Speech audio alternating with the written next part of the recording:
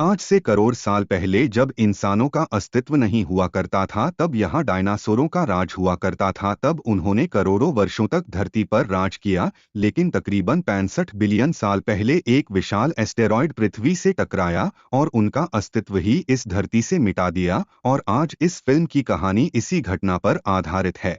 केवी movie explain में आपका स्वागत है। और आज इस फिल्म की कहानी कुछ इसी घटना पर आधारित है। तो कहानी की शुरुआत होती है और हमें बताया जाता है कि यह दुनिया अनंत है, इसका कोई अंत नहीं है। और यहाँ बिल्कुल हमारी ही पृथ्वी की तरह एक और प्लेनेट है जिसका नाम है सोमरस है। उनकी भी बिल्कुल हमारी ही जैसी दुनिया थी और वह काफी एडवांस्ड टेक्नोलॉजी के मालिक थे। वह वहां पर आराम से रह रहे थे, हालांकि यह वक्त 65 मिलियन साल पहले का था। लेकिन सोमरस के लोग इतने एडवांस थे कि वह तब भी किसी दूसरे प्लानेट पर जा सकते थे।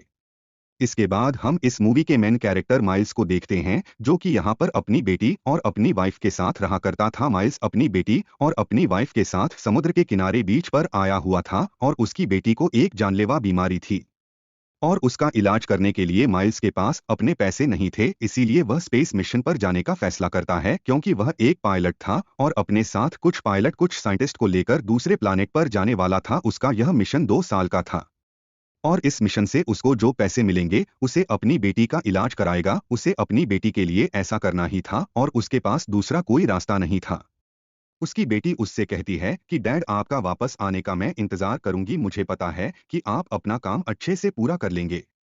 और उसके बाद माइल्स अपने सफर पर निकल जाता है। इसके बाद हमें 2 साल बाद का समय दिखाया जाता है, जहां से हमें फिर से माइल्स के उसे स्पेसशिप को दिखाया जाता है। यह लोग अपनी मंजिल पर पहुंचने वाले होते हैं कि तभी कुछ एस्टेरॉयड के छोटे छोटे मलबे आकर उनकी स्पेसशिप से टकराने लगते हैं।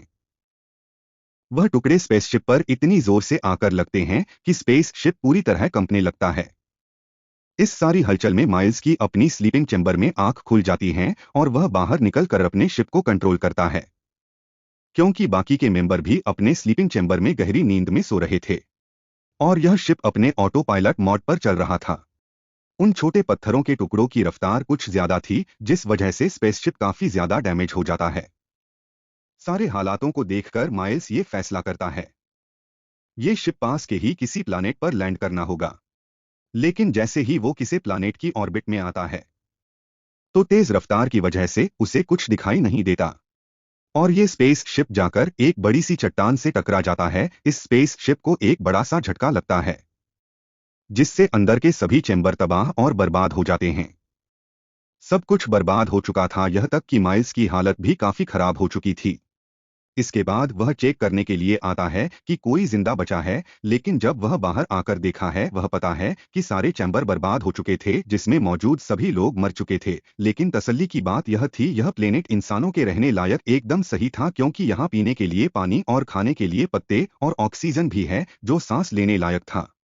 लेकिन उसे यह अंदाज बिल्कुल भी नहीं था कि अगर इस प्लेनेट पर जिंदगी है तो यहाँ और भी खतरनाक क्रिएचर हो सकते हैं। और जिस प्लेनेट पर माइल्स लैंड हुआ था, यह कोई और प्लेनेट नहीं है, जो आज से 65 मिलियन साल पहले की हमारी धरती थी, जब इंसान पृथ्वी पर पैदा भी नहीं हुए थे। यहाँ पर सिर्फ बड़े मॉन्स्टर का राज हुआ करता था। इसके बाद माइल्स इन सब की जानकारी अपने स्पेस में देता है। उनके साथ जो हुआ वह भी बताता है। उसे याद आता है कि हमारे स्पेसशिप में वह छोटी सी स्पेसशिप भी थी जो इमरजेंसी में काम आती थी, लेकिन उसे अंदाजा नहीं था कि वह कहाँ गिरी है, क्योंकि वह शिप काफी मजबूत थी। तो माइल्स फैसला करता है कि वह उन्हें ढूंढेगा और वह कैसे भी करके अपने प्लेनेट पर वापस जाएगा। अब उसे यहाँ पर खाने पीने के लिए कुछ नहीं मिल रहा था और हालात बहुत ही मुश्किल थे। एक बार तो माइल्स अपने आप को भी मारने की कोशिश करता है, लेकिन जब उसे अपनी बेटी की याद आती है, तब वह रुक जाता है। वह उसकी तस्वीर देखकर उसे याद करने लगता है। इसके बाद उसे सिग्नल मिलता है कि सभी चेंबर में से एक चेंबर में से आवाज आ रही है। जब माइल्स वहां चेक करने के लिए जाता है क्या सच में अभी भी वहां कोई जिंदा है, तो थोड़ी देर ढूंढने के बाद माइल्स को एक चैम्बर मिल जाता है जिसमें एक छोटी बच्ची थी जो उसके बेटी की उम्र की थी। वह उसे अपने साथ में ले जाता है और जब उसे होश आता है तो वह उससे पूछता है कि तुम कहाँ से हो और तुम कौन हो, तुम्हारे सारे ग्रुप का क्या प्लान था। वह लड़की बोलती तो है, मगर माइल्स को कुछ समझ नहीं आता है, क्योंकि उसे लड़की की लैंग्वेज कुछ अलग थी, इसलिए वह समझ नहीं पाता कि क्या कह रही है और किस भाषा में बात कर रही है।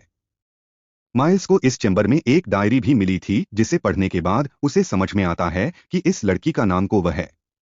अब अगली सुबह माइल्स इस प्लेनेट की बारीकी से जांच करने के लिए जाने लगता है और साथ में वह अपने स्पेसशिप को भी ढूंढ रहा था और यहाँ उसे ढेर सारी काफी वोल्कानो मिलते हैं जो कि बार बार इरेक्ट हो रहे थे और यहाँ पर भी एक बहुत बड़ा डायनासोर का कंकाल भी पड़ा था। इसके बाद माइल्स अपना हाई टेक्नोलॉजी डिवाइस निकलता है जो कि किसी भी चीज को ढूंढने में काम किया करता है, जिससे माइल्स को पता लगता है उसका छोटा स्पेसशिप यहाँ से 15 किलोमीटर दूर एक पहाड़ पर क्रैश हुआ था। अब वह आगे देखने के लिए जैसे ही झांकता है तो एक डायनासोर का छोटा बच्चा उसे पर हमला कर देता है, लेकिन मिल्स की किस्मत अच्छी थी कि उसके पास एक इलेक्ट्रिक गन थी। वह उसे डायनासोर के बच्चे को उसे मार देता है और अपनी जान बचाकर उसे बच्ची के पास आ जाता है। वह उस इन सब के बारे में बताता है और कहता है कि हमें जल्द से जल्द ब्रिज का रास्ता पार करके वहां पर पहुंचना होगा ताकि हम यहां से निकल सके। माइल्स की बात सुनकर गोवा उससे कहती है कि हम जिस चैम्बर में आए थे उसमें मेरे पेरेंट्स भी थे, उन्हें लिए बगैर मैं कहीं नहीं जाऊंगी। लेकिन माइल्स जानता था कि सारे चैम्बर्स तबाह हो चुके थे। वह उसे बच्ची को ना बताते हुए यह कहता है, यह समझता है, लेकिन कौवा कोई भी बात समझने को तैयार नहीं थी, इसलिए माइल्स झूठ बोल देता है कि हाय फ्रेंड्स, अगर यह फिल्म एक्सप्लेशन अच्छी लगी हो तो अगले पार्ट 2 के लिए हमें कमेंट करें। हम जल्द ही पार्ट 2 आपके लिए लेकर आएंगे। इससे पहले आप हमारे चैनल पर नए हैं तो लाइक और सब्सक्राइब जरूर कर ले। Thank you.